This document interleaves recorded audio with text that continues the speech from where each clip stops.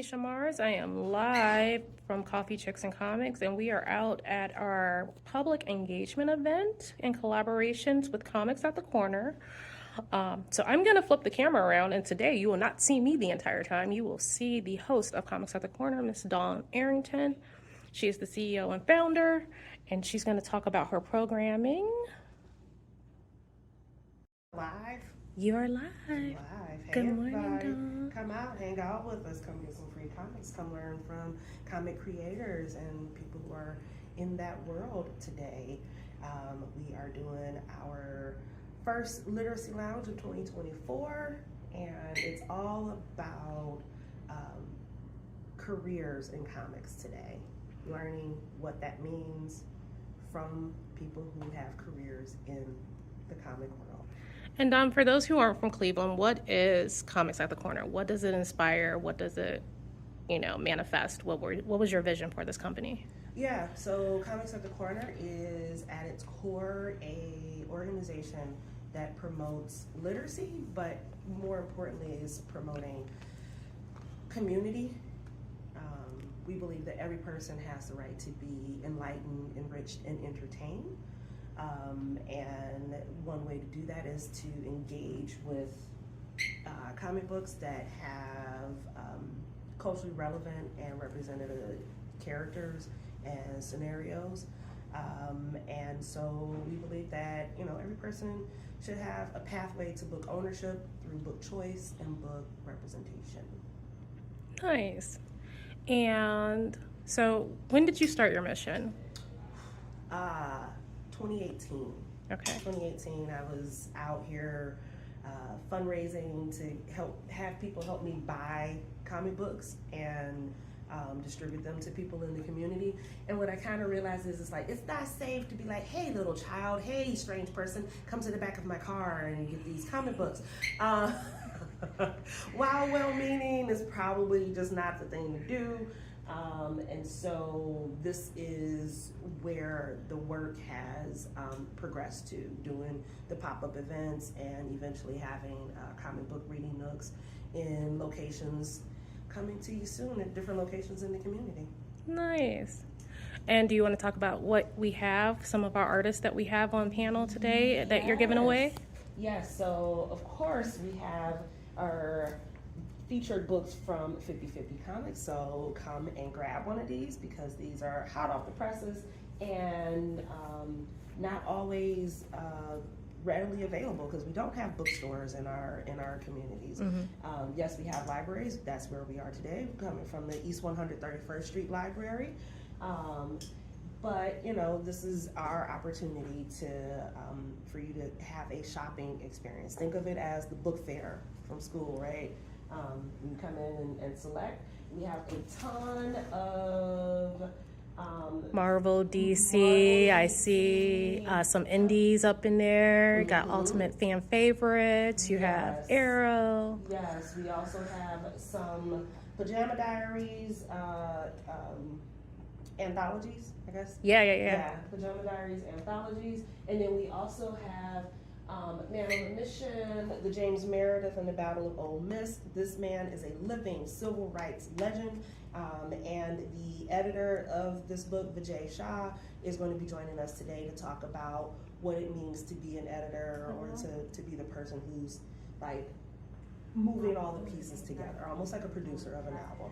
Nice. So that's what we got going on today. Come hang out with us from 1 to 3 p.m. today. And we also have some free snacks.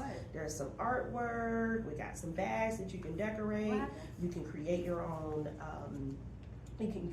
own comic panels, and we also have coloring sheets. So, we really just want people to come and hang out with us and develop more community together. Yay! And last but not least, what is your favorite comic? I know you can't just pick one, right? Because there's so many different reasons why we read comics. Yeah. And we are very biased. But if you had to have that one that you were stuck on the island with, which one would it be? Okay. And it doesn't necessarily, it could be a graphic novel. It doesn't necessarily have to be a comic per se. Yeah. Oh boy. Okay, so I do love the Batman like series and the artwork from that. It's a little dark, it's moody, it's you know, it's like every boy that I had a crush on in high school. So I'm a huge fan of that artwork. But then also the Ta-Nehisi Coates Black Panther series, that 6-part series. I could read that over and over and over again. The artwork, the storyline, those two I could probably, you know, sit and veg out with over and over and over again. Nice. Well, thanks, Dawn, for having us here today. Thank you for coming. And really appreciate thank it. you so much for inviting us into your space and the community space and being part of that.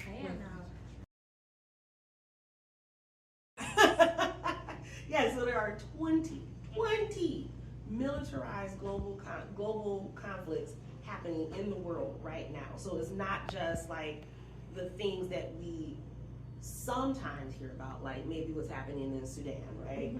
Or like, you know, things that are getting a lot of attention between what's happening in Gaza with Israel and Hamas and the Palestinian people.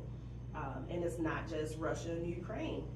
I mean, I couldn't even begin to tell you what's happening past, say, Israel, Russia, and Ukraine, Sudan, and Haiti, maybe?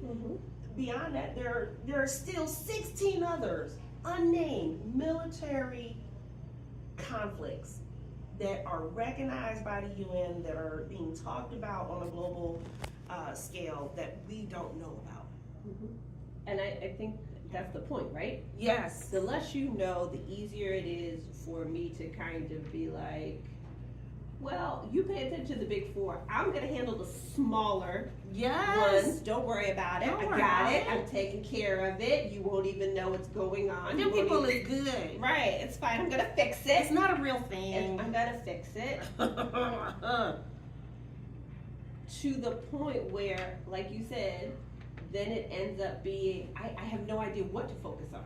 There's so many things, and now I have fatigue. I can't be bothered. So what I can do is. Do you think that part is purposeful? Definitely. The fatigue part of it? But Definitely. But who? Definitely. I think that's a harder question, right? Because everybody's passionate about something. I think And it's if you power. Well, and so Power likes power. It does, but also it's dissension, right? If you're worried about Israel and Hamas, and I'm focused on Sudan, who's more important? Yeah.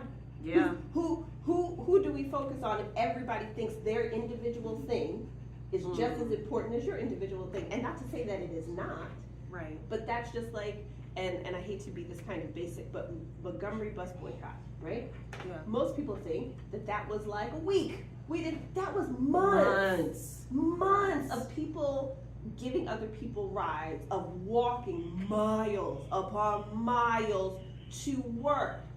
People like to use that as an example. We need to gather like the bus boycott. Yeah, but do you realize the commitment that takes? Man. And do you realize the focus that takes? And the impact that, like, Right, you like, can't have it was impact on one day. Right, like it's not going to happen in a day. No. And it can't be, well, guess what else? There were restaurants. Yes, but today's focus, this month's focus, this focus for the next several years is going to be the bus. Yeah. Okay? We're working on the bus. Not to say that that the schools are not important, but right now, this is the focus. Yes. And there was a collective buy-in of, you know what, you're right. We'll focus on the bus.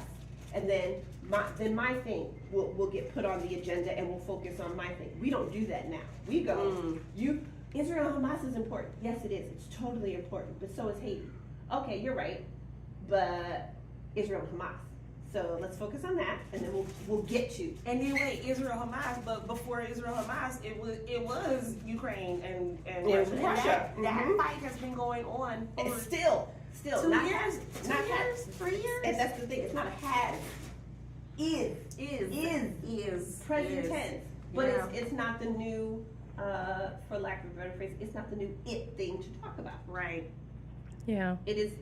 And I just read an article that And I says think about- that was where we kind of came from with our comic books, because these are things that are very relevant and have been going on for years and months and decades and centuries, and since the beginning of time, since before Christ.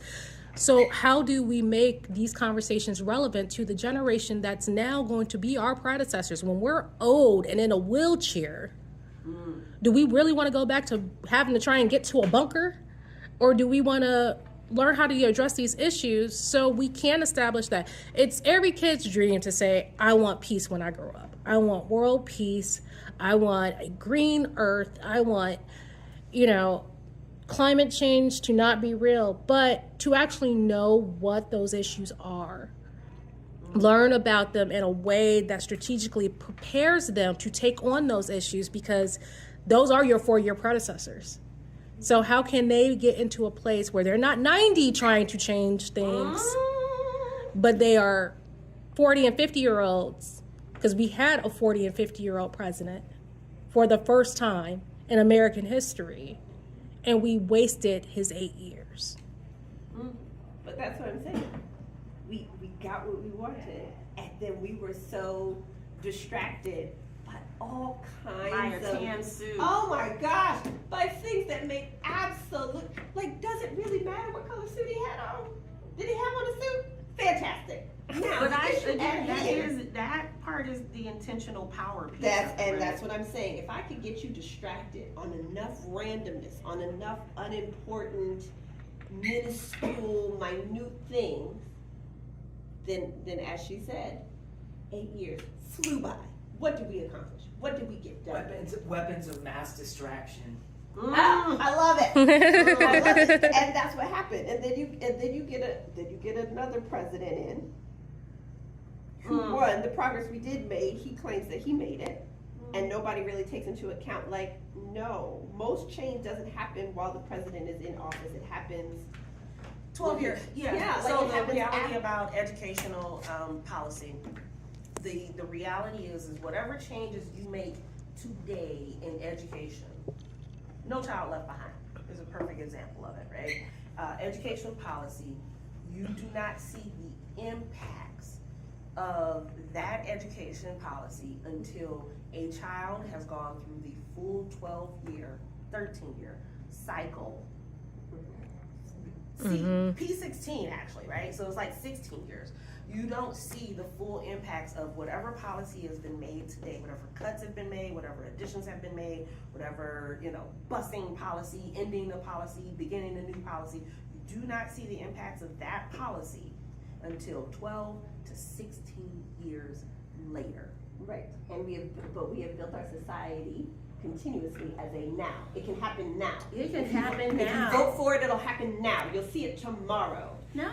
If you do it right now, it'll happen in a millisecond. And that's what I'm saying. We have convinced ourselves and generations coming after us that it will happen instantaneously. Yes. And Like, also, there's no such thing as struggle. That will not happen. Like, And I road think- to success is very quick. It is very straight. There's no such thing as, oh no, it took me years to get here. Yeah. That is not, they do not, the cognitive, like, connection dissonance. for that. It's cognitive dissonance. Yeah, like, that does not compute. The idea is, the minute I say I want to do a thing. The thing happens. Right. The thing is happens. supposed to It falls happen, in like right line. now. Everybody should. There's no come together. blueprint, there's no planning, there's no thought about it, there's no research, there's no, and those are all the things you go into. Like, that's things about careers, right? They all have a foundational piece to it. There's planning, there's research, there's education, there's different things of, is it already occurring? Because you are always want to be the fresh new thing, right? But how do you, if it's already here, how do you make it fresher? There's probably 50 million different reading programs across the world, but there's only one Comix at the Corner, Right. and it's happening here in Cleveland. And I'm not here to like circumvent a thing that's actually working. I was talking to my aunt about this yesterday. She's back in the hospital. She's not doing well, and like she was on a newer medication, her medication, and now she's back on something that came out before that one. Hello. You coming in? Yeah. Okay. And she was like, yeah, but this one was created before the one that I was on. And I was like, yeah, you know, but sometimes It's time to color. it's just everything old is new again kind of thing. But those old things work. Like there's 1,000,001 skincare products Yeah. out on the market. But my mama taught me to just come on. Taught me to just put some Vaseline on my face and it still works. Mm-hmm. Hi. And I think that's the idea. Hey everybody, it's Nisha Mars from Coffee, Chix, and Comics. Thank you so much for tuning in to another weekly special of our show. We enjoy having you every week, and we hope to bring you more new and exciting episodes. Unfortunately, this episode got cut short as we started receiving guests for the actual event. However, we will be back next week, not necessarily with Dawn, but with someone. So tune in to find out who's next on Coffee, Chix, and Comics.